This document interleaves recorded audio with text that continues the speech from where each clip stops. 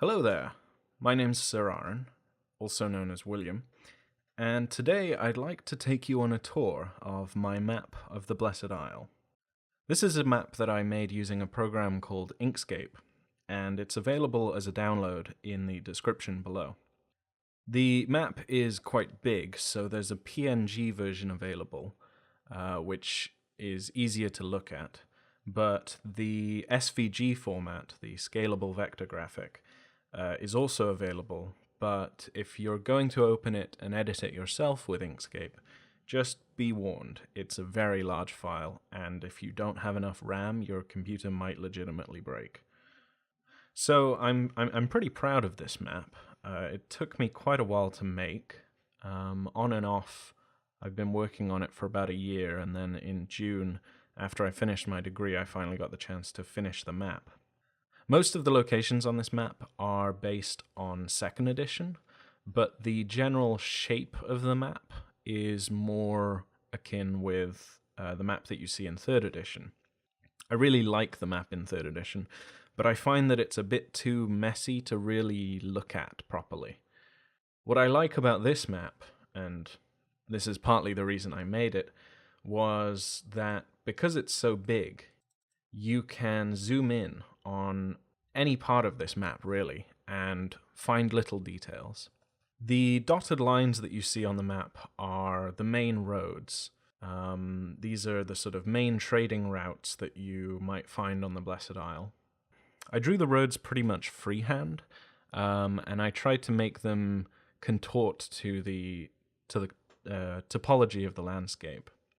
Now, the one road on this map that I didn't include in its full entirety, at least, is the Great Coast Road, which circumnavigates the entire Blessed Isle. The reason I didn't include it is because it's described as being always within sort of 10 or 15 miles of the ocean, that at any point on the Blessed Isle, if you're on the Great Coast Road, you should be able to see the sea. And I decided not to include it because otherwise we would literally end up with a little brown dotted line around the whole map. So I think you can imagine what that looks like. As I said, a lot of these locations are plucked straight out of 2nd edition. There's also some from 1st edition as well. I've tried to place them as best as I can given the descriptions that we're given in the books and what's already canonized in the various maps of the Blessed Isle that already exist. But I'm sure that when the Realm book for 3rd edition comes out, a lot of this will have to change. If I find the time, once that book does come out and I've read it, to make changes, then I will. But as I said, the download is in the description, so if someone else wants to do that, they're more than welcome to. The other thing that I haven't included is prefecture borders. A couple people did ask me if I would make a version with prefecture borders, but one thing that I noticed in attempting to do that was that the prefectures that we have names for aren't the only prefectures on the Blessed Isle.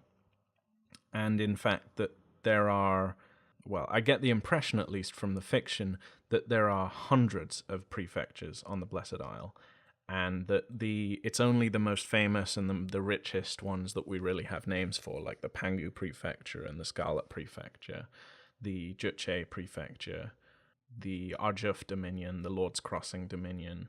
A lot of the others that are named aren't really given very clear locations, and it leaves a lot of blanks, or it either means you have to draw the prefectures way bigger than they probably actually are, because you don't know what's in between, or you just have to make stuff up. So I decided to leave the prefecture borders out. Anyway, so let's begin at the Imperial City. So the Imperial City is huge. It's got a population of about 1 million at any given time, though I'm sure that fluctuates with traders and all sorts coming in and out of the city. It covers an area of about 40 square miles, and about a third of that is taken up by the Scarlet Pavilion, the Imperial Manse, and the Palace grounds. The city is built on the ruins of a first age city, I think, or it might have been a first age weapon called the Seat of Splendor. And the Imperial Manse is, as probably most people know, linked with the weaponry, I believe it's called the Sword of Creation, which the Scarlet Empress used to drive back the Balorian Crusade. Surrounding the Imperial Manse and the palace grounds and so on are the Dragon Gates, and beyond that is the Imperial City proper. Districts include the Empyrean Bazaar, the Onyx Curtain District, the Garden of Crimson Pleasures, which is the red light district. There's the Thousand Scales District, the which contains the Imperial Treasury, the Bank of the Scarlet Throne, the Spiral Academy, and the Palace of the Tamed Storm. And there's also the Temple District, which has over 5,000 temples in it alone, and there are probably about 1,000 scattered throughout the other districts as well. The cool thing about the Imperial City is that it's a very vertical town. For the longest time, they were trying to keep the city within the city walls. They didn't want to expand out, and so they had to expand up. In some of the descriptions for the Imperial City, there is some great evocative writing about like what the city looks like, which I find very fascinating. What I find annoying with that in mind, though, is that none of the official art of the Imperial City really captures that immense scale. So there's no official map of the Imperial City yet, and some of the art that we do have of it, which I'll put up on the screen now, just doesn't look right. It looks like a big palace rather than a huge, imposing, tall city. I also like to imagine that since it's so populous that there is a huge amount of, in more recent years, maybe in the last 300 years or so, there has been some overflow, and there's a huge sort of half slum, half like new city building up around the footprint of the Imperial City that has like, a proper harbor built on the river that runs through. And yeah, it's basically, I almost imagine it like London City within London itself. Like the Imperial City proper is its own city, and then it's surrounded by another city which is like sort of becoming its own thing. That's just how I imagine it, at least. Hopefully in 3rd edition we'll get more information on the Imperial City. To the north of the Imperial City, along a road called the Strong and Flowing Throat of the Dragon, is Dragon's Mouth, which has a population of about 60,000 and is appropriately named Dragon's Mouth because most of the imports to the Imperial City come through Dragon's Mouth. It's built on a first-age ruin called the Eternal Gate, and it has a very extensive dock system. I think it's also home to the Earth Fleet Navy, though that isn't officially stated anywhere. Still, it makes sense, as we'll find out later on where the other naval fleets are stationed. I think it makes sense to put the Earth Fleet in Dragon's Mouth. To the east of Dragon's Mouth is Yolin Am, which has a population of about 13,000, and it's one of the wealthiest cities in the realm. It's a cliffside city with an accessible beach. The bay is very shallow, so only small vessels can dock there. It's connected to the Strong and Flowing Throat by a road called the Path of Pleasant Hills, which is very pretty and well-maintained. And I imagine it as just like this 20-mile stretch of rolling hills covered with all sorts of flowers, just covering everything. There was a little bit of difficulty when I was making this map as to where to place these two roads, because both the Throat and the Path of Pleasant Hills are meant to be about 100 miles long. Yet Yolin Am is also supposed to be several days' journey from the Great Coast Road. But when you try and put the Imperial City where it's supposed to be, and Dragon's Mouth is definitely supposed to be north of the Imperial City, it doesn't leave much space for Yolin Am or the Great Coast Road for that matter. And so I tend to think of the Strong and Flowing Throat as being just a specific portion of the Great Coast Road that cuts down through the Imperial City and then carries on down the Jade Coast. Just to the west of Dragon's Mouth is the Flawless Rill Freehold, which was built and was originally owned by House of Celsi in realm year 224, but it's now owned by House Nemon.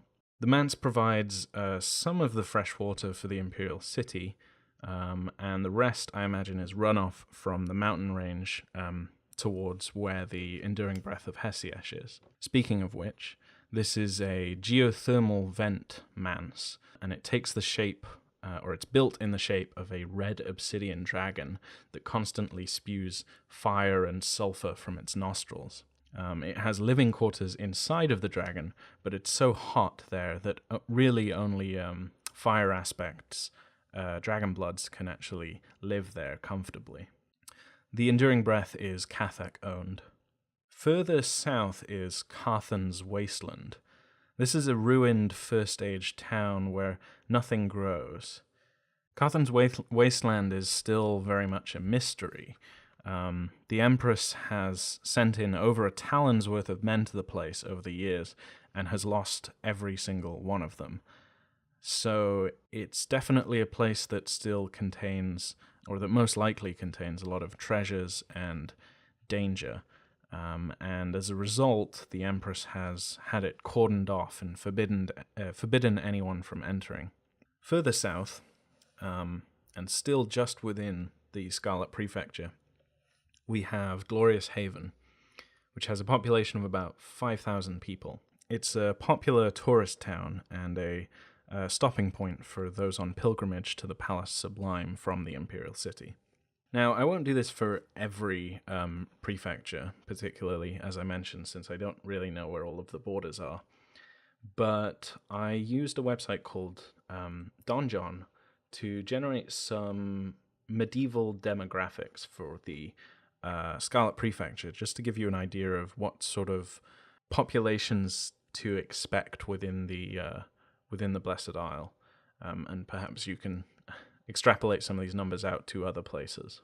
So I reckon that the Scarlet prefecture covers an area of about 43,000 square miles, and of this, about 45% is arable land, and about 50 to 55% is wilderness.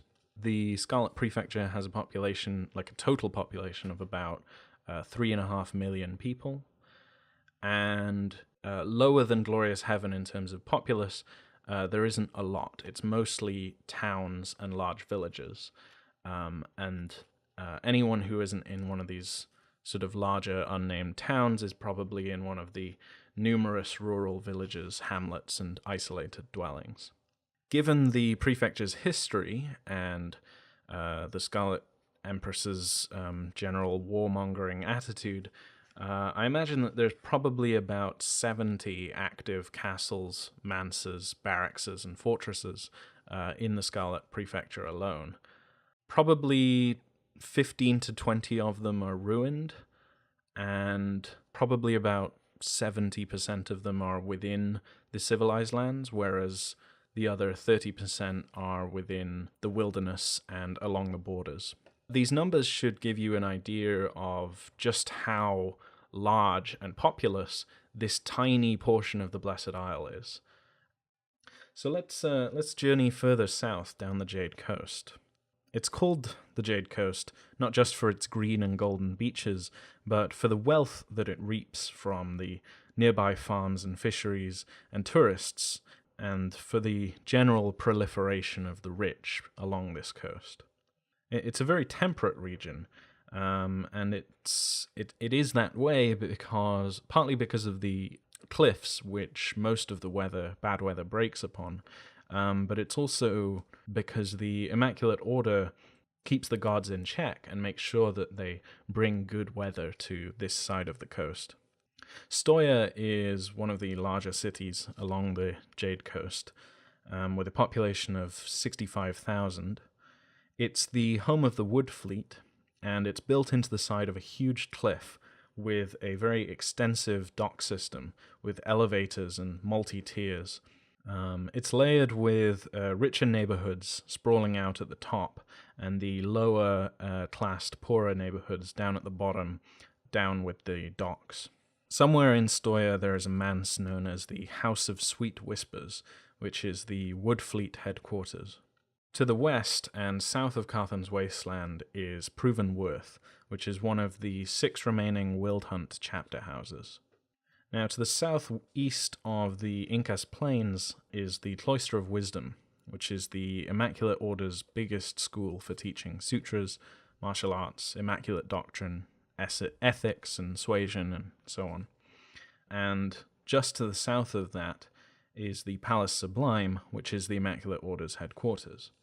It's home to 4 of the 5 Immaculate Paragons. The Palace Sublime is also home to the Mouth of Peace, who is, for lack of a better word, the Pope of the Immaculate Order. Whereas the Paragons, the 5 Immaculate Paragons, are like the most noble and sort of best monks within the order, the ones who are the best at emulating their respective dragons. It's also secretly the Bronze Faction headquarters and the home of Chejop Kejak. A little further south is Sion, with a population of 33,000. It's a city of weavers and farmers, and its clothiers set the standard for silk traders realm-wide. In the last week of the month of Resplendent Fire each year, there's a great clothes festival and fashion shows. And apparently, there is also an underground network of Gold Faction sidereals who operate in Sion. Much further south, and out on this little peninsula, is the city of Noble, home to about 20,000 people. This is sort of half of a military fort and half of a market town. Noble is the first stopping point for most traders coming from the south, and it's the home of the Fire Fleet.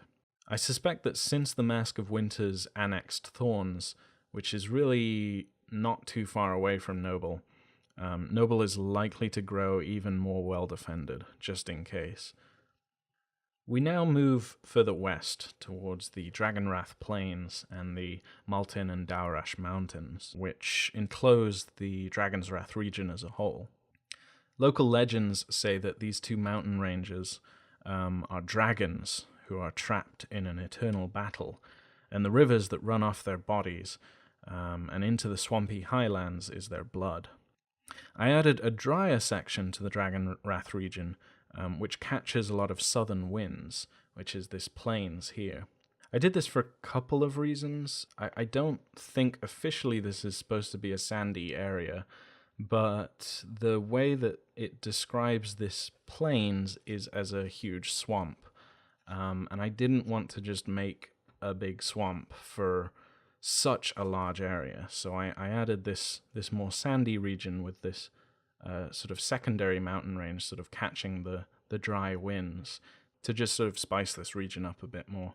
To be honest, though, there aren't a lot of civilizations in this, or densely populated civilizations in this region, and as a result, this is probably the most degenerate area in the Blessed Isle, for lack of a better term. Like, if you're ever going to encounter bandits and thuggery on the Blessed Isle out in the wilderness, it'll be in this region for sure. Probably the most important thing in this region is Pejap's Stair, which is also probably the biggest dragon-blooded presence in the region, since this is a military school for found eggs who have chosen the way of the coin at the Feast of the Elect. Pejap's Stair holds a dark secret. It is built on top of a First-Age Solar fortress manse, where, during the usurpation, thousands died. There is now a sealed-off Shadowlands deep beneath the school, and students sometimes go missing. If you're interested in this place, I actually ran a game here about half a year ago at time of recording, where my players went down and investigated this Shadowlands. Just to the north is Grey Mask, which is the home of the humble and munificent Master of Orphans, who is the head of the splendid and just Arbiters of Purpose at the Obsidian Mirror, which we'll talk about later.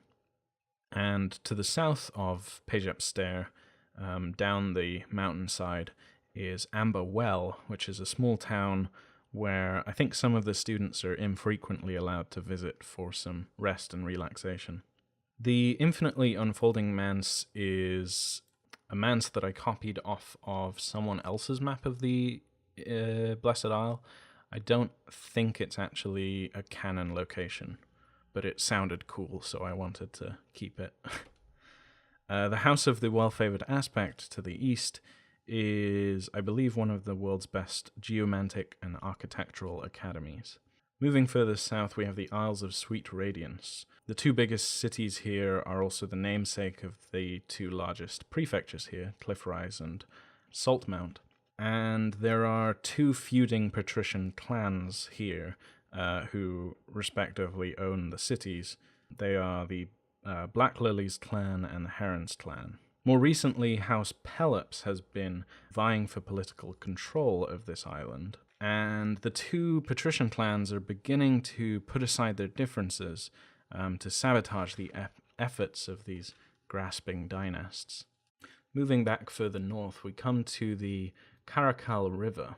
There's an interesting thing in the Blessed Isle book in 2nd edition where they explicitly mention that the Caracal is a deep river, which seems very strange to me considering that it's wider than the English Channel in certain places.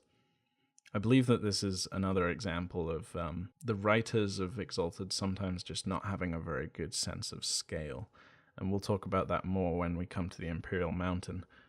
Although it may be referring to the rivers that are further upstream so that heavy barges can reach cities such as Juche. Shattered Bridge, about halfway up the Caracal River, is a long-destroyed first-age bridge. It's thought to have once been able to be raised and lowered, and I like to imagine that a small fishing town has grown up around its shadow. Tuchara, home to about 21,000 people, began as an artists' colony, and it's situated between a silver mine and an iron mine. So many of the best smiths and artisans in the Arjuf Dominion come from this area. The city is supposedly a marvel of architectural design and city planning, and most people on the Blessed Isle consider it to be one of the most beautiful man-made places in creation. A legendary air-aspected elemental armor-smith known as Windrunner lives here, and many dynasts try to get armor made from him, but he has a very long waiting list. Nishimo, home to 6,400 people, is a once booming quarry town, but it's now more ramshackled and ridden with criminals. House Ladal are currently trying to quell the disquiet there, but have yet to make much progress. Arjuf is home to almost 250,000 people, though there's probably an influx of an extra 100,000 during the high trading season. It's the second largest city on the Blessed Isle, and it's also arguably the most important port in the realm. It hosts a huge bazaar that rivals that of the trading districts in the Nexus, and it helps that the docking fees in Arjuf are halved if visitors stay to trade at the bazaar.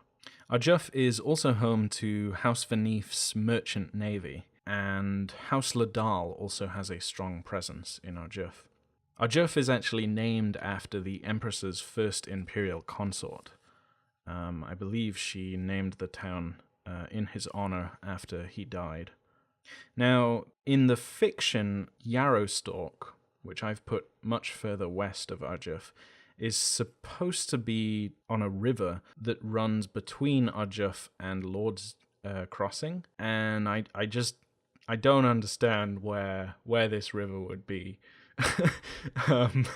So I've put Yarrowstalk over here instead. So Yarostok is a small riverside port town. It's most well known as being the headquarters for the Office of Harmony, which is the bureaucratic department of the Wild Hunt, and it's got a population of about 8,000.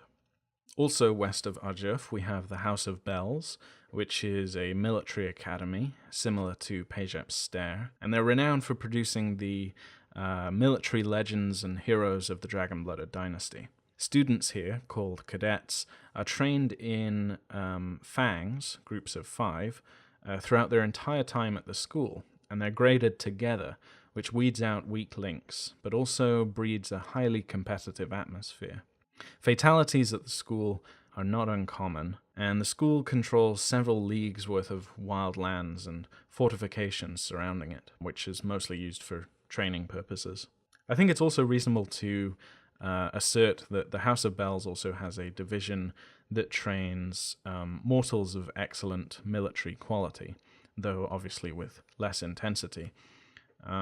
This is probably a good time to mention that I imagine there are various barracks and small manses and other fortifications dotted all over the Blessed Isle that do their part in training up the mortal portions of the Imperial legions. The Azimuth Spire, which I've put on top of this mountain here, is the Wild Hunt's military headquarters. It used to be owned by House Ladal, but they gifted it to the Immaculate Order as an act of piety. Placing the Jaenha Plains was also quite difficult. Just to the north, you see there's the Plains of Rusted Iron as well, which I'll talk about in a second.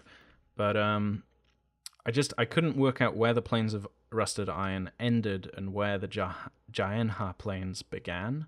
In the fiction, they seem to be basically in the same place. So I made the Jaenha Plains smaller and moved them into this little circular cluster of mountains and woods and farms. And then that gives the Plains of Rusted Iron a much more imposing presence. Oh, there's also the Palace of Vines, which is just south of Yarostok, where I've put it. And this is the current main manse of the Ladal Karas household. It's a massive vine-covered whitestone manor, orchard, and vineyard. So yeah, moving north, we have the Plains of Rusted Iron. These are broad plains of clay and sand and very poor quality soil. It's the site of many ancient battles that probably took place either during the First Age or post-usurpation, or perhaps during the Shogunate era, or perhaps all three of those time periods. So I don't think there are many towns or communities here, and those that there are mostly porcelain makers. But what there is in the Plains of Rusted Iron are dozens and dozens of archaeological digs that are always turning up old weapons and new history. To the west is the Stalwart Temple, which, from the way it's phrased in the fiction, makes me think that no one on the Blessed Isle actually knows that this is here. It's tucked away in a valley that floods in the springtime, and it's caked in ancient clay.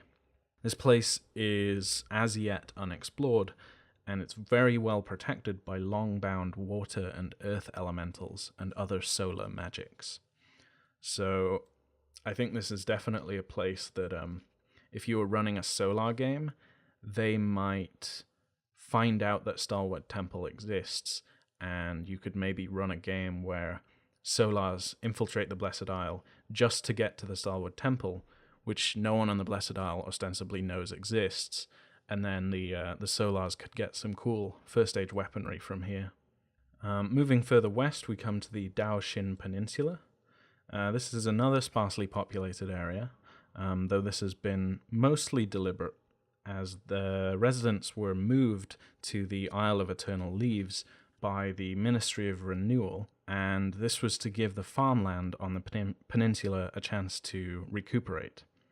The Immaculates have been working with local spirits, and the ministry reckons that within about 5 or 10 years, the land will be properly restored and usable for farming again. In the meantime, the townsfolk who used to live on the peninsula have taken up or have become loggers and fishermen on the Isle of Eternal Leaves, which was largely untouched before the refurbishment began. The island takes the brunt of many of the western storms, and is now dotted with a lot of logging boom towns and so on. I imagine that Emerald Port, which is the only officially named city in this region, is the largest town on the peninsula, or city, but not a lot is known about Emerald Port. Moving north, we come to the Silken Pearl Peninsula, which is similarly pretty abandoned. It was apparently hit quite hard by the Great Contagion, and so it's now just dotted with ruins and small towns that are just scraping by. But the climate here is generally pretty warm and balmy, and so it's likely to have larger populations of animals than people, particularly goats and pigs.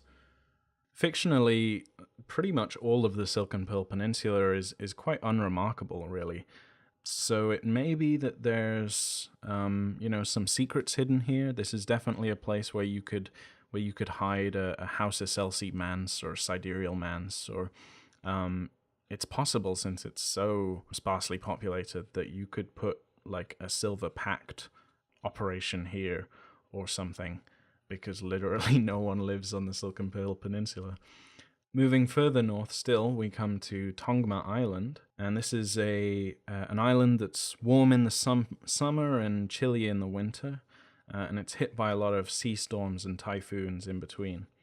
It's split into 3 or 4 main prefectures, mostly of farming and fishing towns, and the Wavehold Prefecture and its namesake port is the largest town or city on the island, with a population of about 25,000. The Wavehold port is the home of the water fleet, and there are local legends in this part of the world that speak of a great god-blooded stag that roams the island.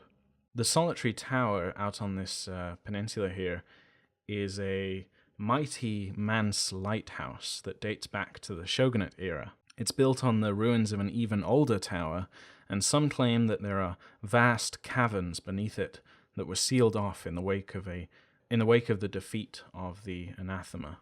Now, from some of the first edition lore, the Isle of the Rack to the west here is supposed to be one of the homes of House Pelops, but not a lot is really known about it. And I could only find the name of this island by a process of deduction. Interestingly, and you may already have noticed this, the Isle of Rack, Tongma Island, and the Isle of Eternal Leaves are not in the 3rd edition. They're just not on the map. And this leads me to believe that since in 2nd edition, the Silken Pearl Peninsula and the Daoxin Peninsula are so sparsely populated that they've removed these islands in the west to make sure that they can actually write some decent lore for these larger regions that are actually on the Blessed Isle proper. Similarly, none of these tiny little islands were in 2nd edition, so I look forward to seeing what they do with those. But in the meantime, I put a big whirlpool here, because why not? So now we come to the Storm Coast and the valleys surrounding the Lord's Crossing Dominion, which is an agricultural center for the western half of the Blessed Isle. Like most of the big mountain ranges on the Blessed Isle, the Arbrem and Chamesh mountains are believed to be dragons, and the Immaculate Order is careful to ensure that no unsolicited cults spring up in the numerous farming communities that live in this region. The Storm Coast gets its name from the lightning that rolls across the mountains here in the late summer and throughout the autumn months. Eagle's Launch, home to 16,000 people, is one of the biggest ports in the western regions of the Blessed Isle. The waters of this area are known to contain a variety of sharks and whales, including the terrifying Saika, which are 50-foot long and basically prehistoric megalodon sharks. And so there's huge hanging galleries in Eagle's Launch where these huge shark carcasses are hung when they get caught, which I think is pretty evocative. Eagle's Launch is the ancestral holding of House Saesus, and in recent years they've been trying to make moves to make the Eagle prefecture into a proper domain, but they've made little progress since the Empress disappeared. Cloca, with a population of 1,800, is best known for its well-bred firemane horses and its horse racing tracks. Glaulo, home to only 750 people, is a small fishing town that has recently adopted an old tradition and has begun openly worshipping some local gods. The Immaculate Order has yet to hear of these heresies. Guin, home to only 600 people, is a rich river town, fanatically adherent to the Immaculate Philosophy. And I think they only really included them here to give examples of what villages on the Blessed Isle could look like. The Eye of Creation here was a once very important city. It's mentioned in first edition, but it's seen a lot of political and financial decline over the last 20 years or so, since a band of rogues and rabble called the Talon League set up shop here and started extorting the local communities. The League now tariffs pretty much all imports and exports from the city, and the people here are suffering. The city's governor has long been petitioning the Imperial Bureau to send a magistrate to help, but so far no one has come. Aside from what's written in the first edition book on the Dragon-Blooded, there isn't a lot of information on the Eye of Creation, so I decided to put it inside of this dead volcano, just for fun. Maya, another first edition town, is a purely agricultural community that is consistently harvesting remarkably good crops each year. The valley to the west of Maya is renowned as a dangerous place where giant man-hunting strix are known to roost. It is also known that there's a huge network of caverns beneath this valley, but no one has yet explored them. The Dam of Serpents is an impressive first-stage dam crafted of black stone and appears like a line of rearing serpents with water spewing from their mouths. It is both a bridge for the Great Coast Road and an agricultural device.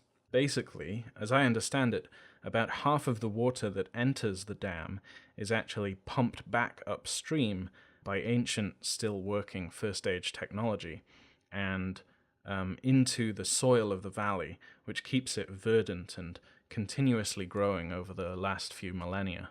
This makes this valley here one of the most agriculturally rich places on the Blessed Isle. Work, just north, is a mining and logging town that ships most of its mined sulfur and gemstones to Tuchara, but House Pelops is known to take a cut of those gemstones for themselves. We now come to Lord's Crossing, which is one of the only settlements on the Blessed Isle that can directly trace itself back to the Shogunate era.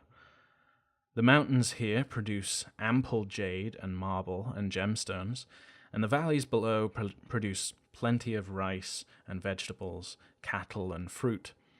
Some of the forested villages here are also famous for their silks. Lord's Crossing is home to about 50,000 people, and it's the primary residence of House Teppert. The house is still reeling from their losses against the Bull in the North, though, and so some of the other powerful houses are trying to assert their dominance in this region. The Crossing is also well known for its architectural school, the Academy of the Wondrous Hall, and its agricultural school, the House of Ancient Stone. Portee, to the southeast here, home to about 7,500 people, was a once fairly unremarkable town with two rival patrician clans, the Gempearl and the White Clouds, making their main home here. But the White Clouds recently bred a new and extremely popular type of lapdog known as a Portee Ivory, which has brought in a lot of patrician and dynastic tourism. In a similar vein, Traitor, home to about 10,000 people, is another town famous for its breeding, but in this case it's dogs. The Starlight clan of Traitor has been breeding the Black Star Mastiffs for over a century, and this reputation has made them quite rich, and they control a large estate on the outskirts of Traitor. Further north still, through the Chamesh Valley, is Bright Obelisk, home to about 12,000 people, and named for the gleaming monolith erected at its center by its founders centuries ago. Bright Obelisk rarely sees that much traffic, except from scarce traders from the north and visiting sorcerers from the Isle of Voices and surrounding region. The Shadowed Coast, a little further to the east here, is probably the coldest region on the Blessed Isle. It's one that consistently sees snows in the winter, since the Chamesh Valley and the Dragon's Nest Range catch most of the southerly winds. This region is probably best known for its orchards and apples and ciders and such, and its more wild areas are dotted with things like hunting lodges and wizard towers and temples and other small manses, where many sorcerers and sort of recluses on the Blessed Isle make their home, including alchemists and thaumaturges and graduates from Heptagram and so on.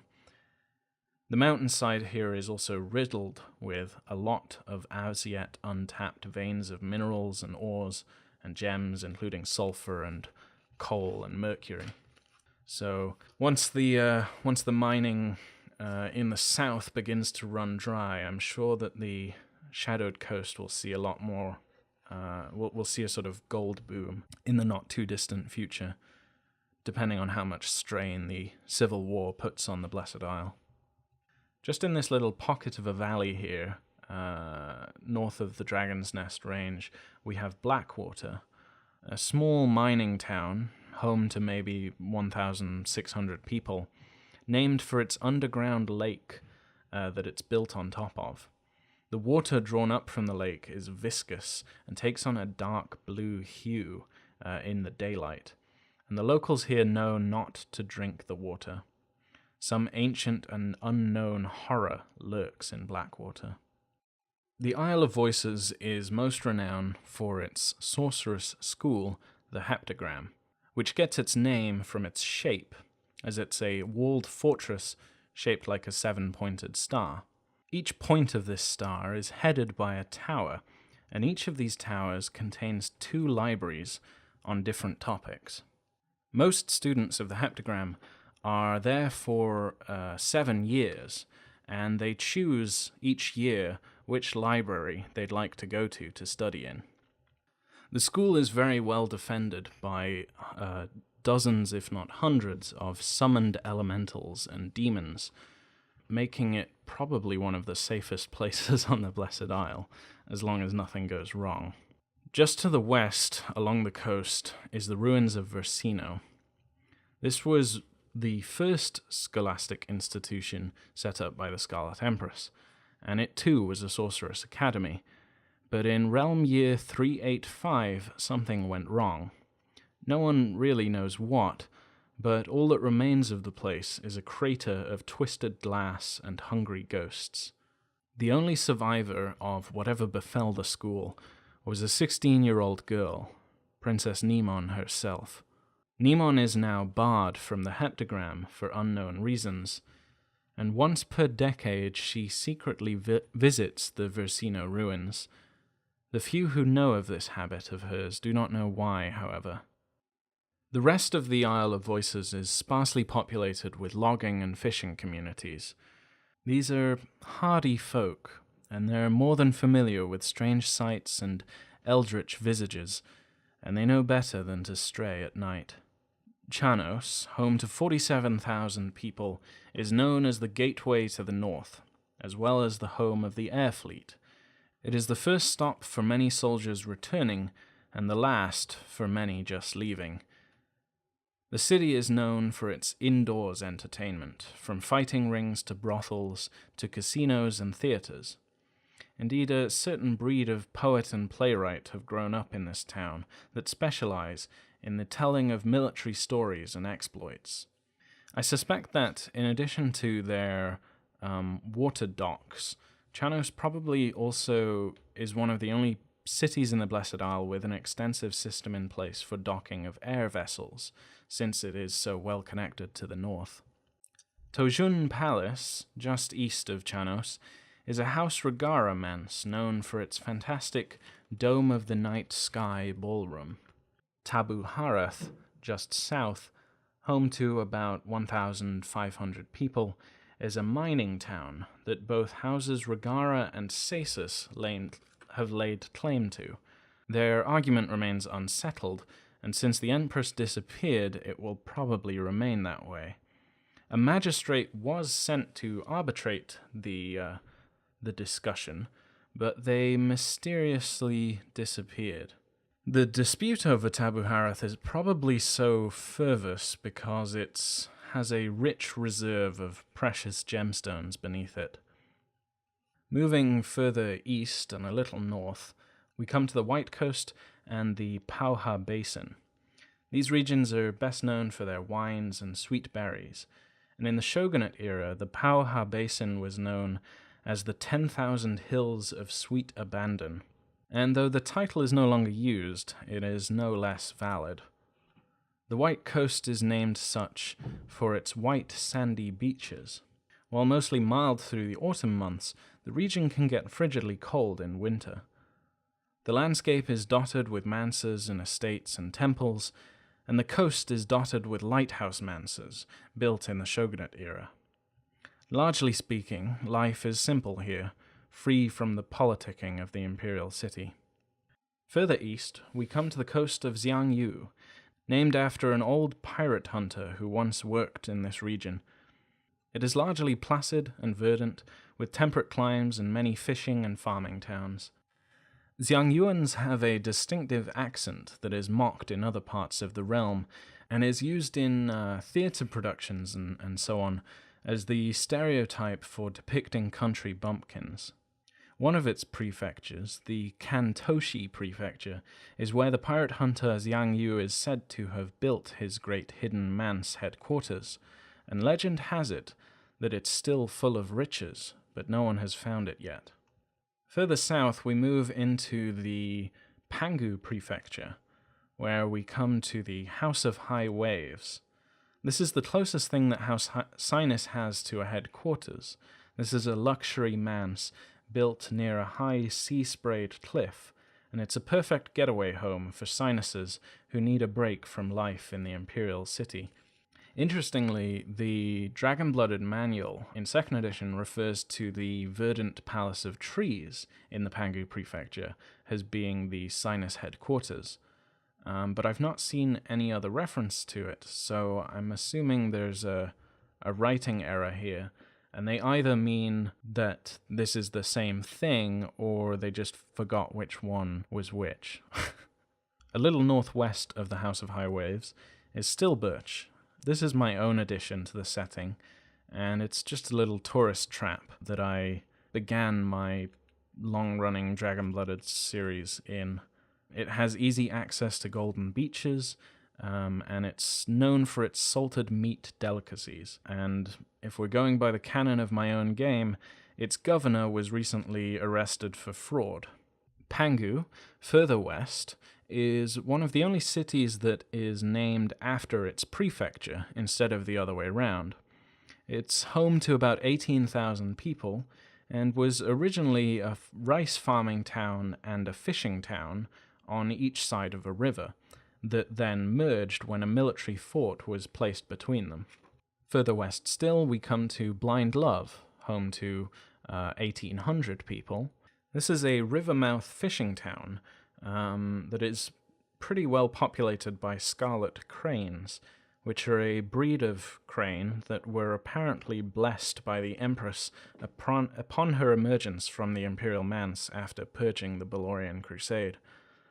Local legend in Blind Love says that the bird's crimson feathers will only return to their natural grey colour once the Empress dies, and so a cult devoted to the Scarlet Empress has sprung up in the town since her disappearance, who take the red-headed birds as a sign of her continued existence. Then we come to the Scarlet Span, which is perhaps the largest and most impressive bridge in creation. This bridge is at least 40 miles long by my count, and is probably at least a mile wide. It stands high above the river on arches of black and silver that let even the tallest riverboats through. We now move up the Imperial River and towards the center of the Blessed Isle, as we come to the Imperial River basin and the Tianshu forest. Despite their luscious landscapes, these regions are actually fairly sparsely populated. The Empress decreed early on in her reign that she didn't want the area filling with civilization so as to not interfere with the ley lines of power underneath the Imperial River. As such, the landscape is dotted with small, rich, dynastic estates and manses, and the occasional road or riverside towns such as Aram's Rest, a Venif-owned village that grew up around one of their estates, with a population of only about 800, or Spider's Crossing, with a population of 1,500, which is perhaps the largest town in this region. It's tucked into the edges of the Tianshu forest. In my own game, I made it so that this town was built on a bridge that spans one of the narrower points of the Imperial River.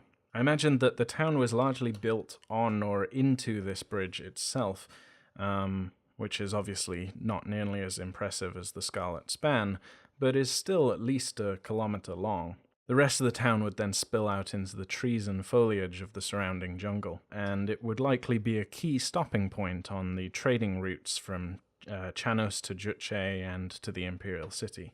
I should mention that the name Tianshu is also one of my own.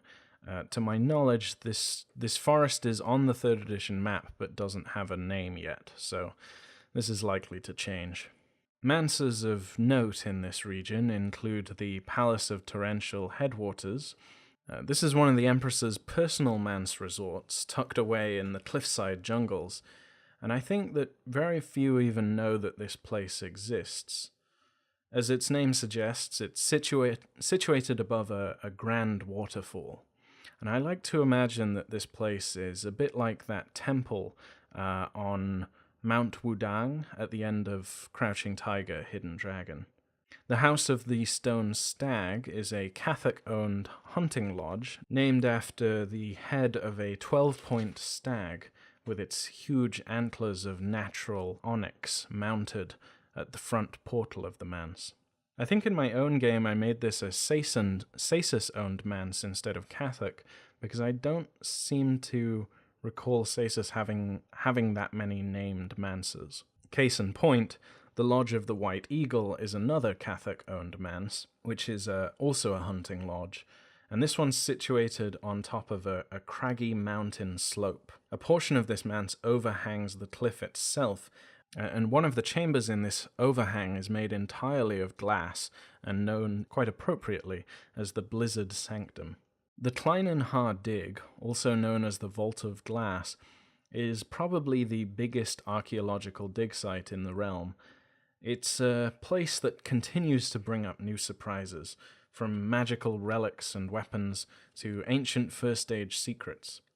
It also occasionally unearths still-functioning automata guardians or bound demons, so a dragon-blooded military presence is required at the site at all times.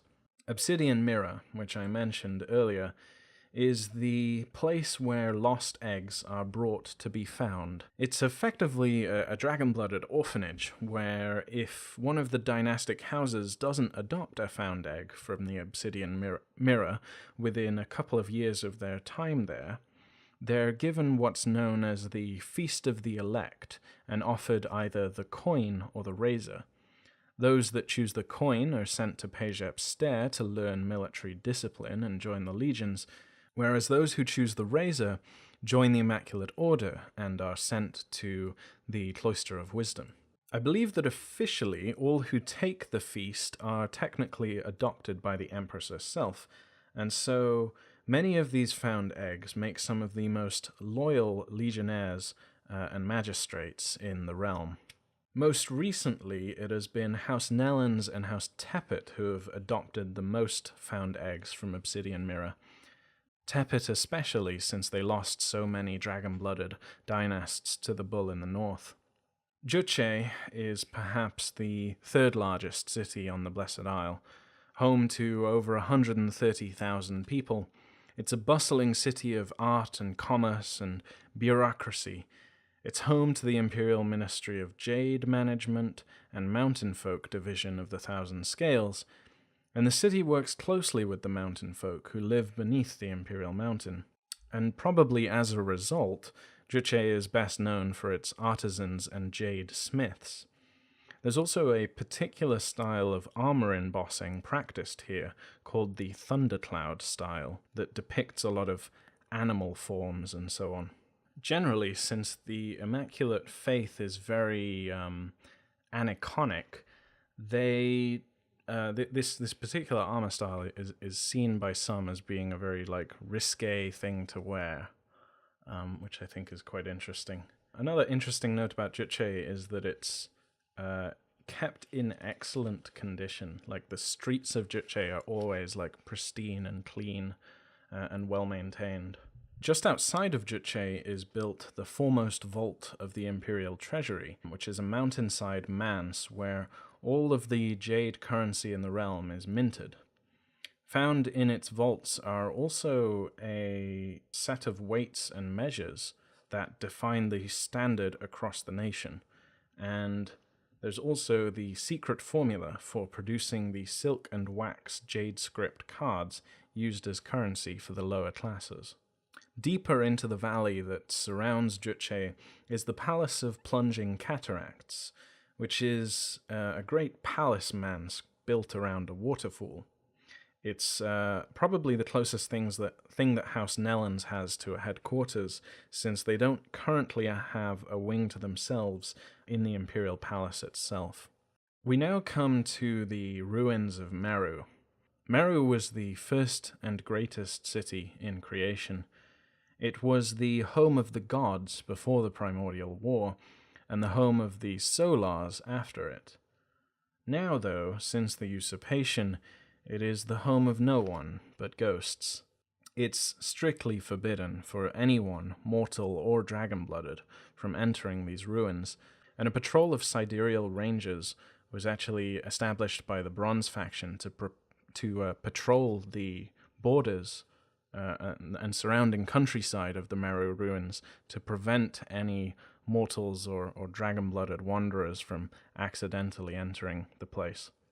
Traveling through the ruins of Meru is also very hazardous just by itself, as strange creatures and, as I said, ghosts now reside in the ruins of the city.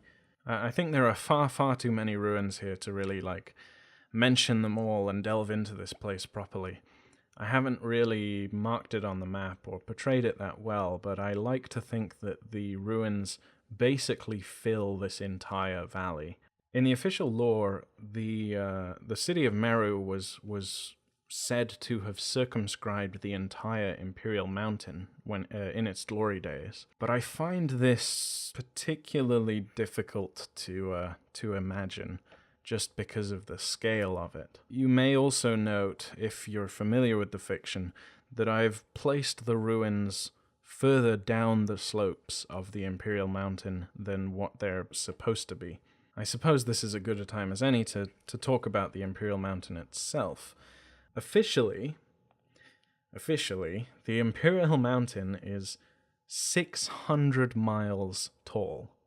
To put that in perspective, Mount Everest is only about 5.5 miles high, and Olympus Mons, which is the tallest mountain on Mars, is 16 miles high. The Imperial Mountain is canonically 600 miles high. This mountain is so tall that night would probably fall sooner for people on the eastern side of the Blessed Isle, and day would break later for people on the western side. And to top it all off, Meru is canonically supposed to be near the very top of this mountain, within the last sort of 100 miles or so of its heights. So I just find it frankly unbelievable to say that this huge city is so high up. But then by putting it lower down in the slopes, it also makes it unbelievable that it once circumscribed the entire Imperial Mountain. So feel free to move this. If you prefer the idea of the of Meru being on top of the Imperial Mountain, feel free to move it, but it just seems much more believable to me to place it down in this valley here. And even if it is down in this valley, it's still a gigantic city, right? We didn't really talk about the scale here, but this valley is about 300 miles long and maybe 100 miles wide. So, if Meru, really did fill this whole valley in its glory days, or perhaps even, reached as far as Jutche on one side and Lord's Crossing on the other, then, Meru is still a huge, huge city. It's just not on top of a 600-mile high mountain. So, yeah, again, if you want to put it up there, then be my guest, but I prefer it down where there's an atmosphere.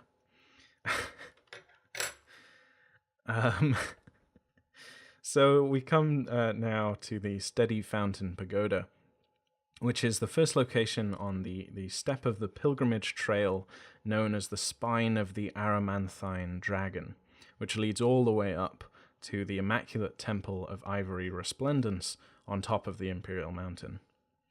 The pilgrimage is popular enough that a large town has sprung up over the centuries around the pagoda, and this town is probably the most pious in all of the Blessed Isle. It's filled with priests and monks and pilgrims, returning and leaving all year round. The Amaranthine Spine itself is a path that winds through the Dragon's Nest range and is dotted with sanctuaries and small temples every few days.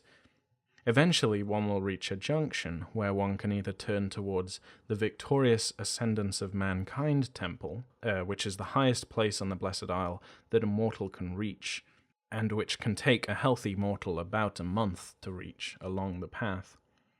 Or one can turn up the Imperial Mountain itself to reach the Ivory Temple, which requires another few weeks of dangerous travel for an exalt, as the mountain is still peppered with dozens of uncapped domains and other places of power that spew up raw essence. This is in addition to other natural hazards, the strong winds, the blistering snow, rockfalls or avalanches, and wild animals and elementals. The last day or so of this pilgrimage is perhaps the easiest, as the atmosphere breaks and most of the natural hazards let up. Finally, one will reach the Ivory Temple of Immaculate Resplendence, or as I've put it here on the map, just the Ivory Temple. It's situated just below the very, very peak of the mountain, which is an uncapped domain known as the Seat of Pejap. The Ivory Temple contains one of the only physical depictions of the Immaculate Dragons permitted by the Order, since mortals cannot reach this place, and the dragon-blooded who do reach this place know better than to worship the statue itself, rather than emulate the dragons as they should.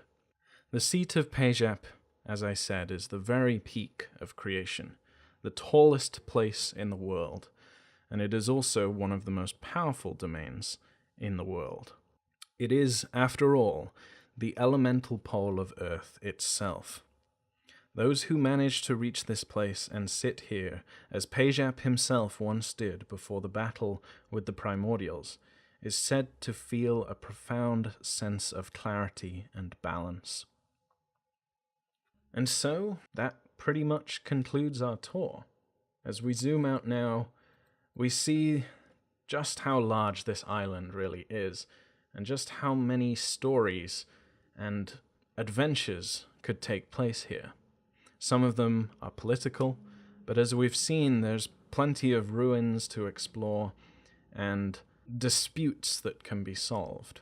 And hopefully this video, if you've made it this far, will inspire you to set a game of your own on the Blessed Isle, and flesh out one of these less densely populated areas with some of your own lore and stories. I hope that this video has been insightful and that you've enjoyed watching. And if you do decide to take my map and edit it, please remember to credit me, but by all means share it with me. I'd love to see what you create. So, thank you for watching.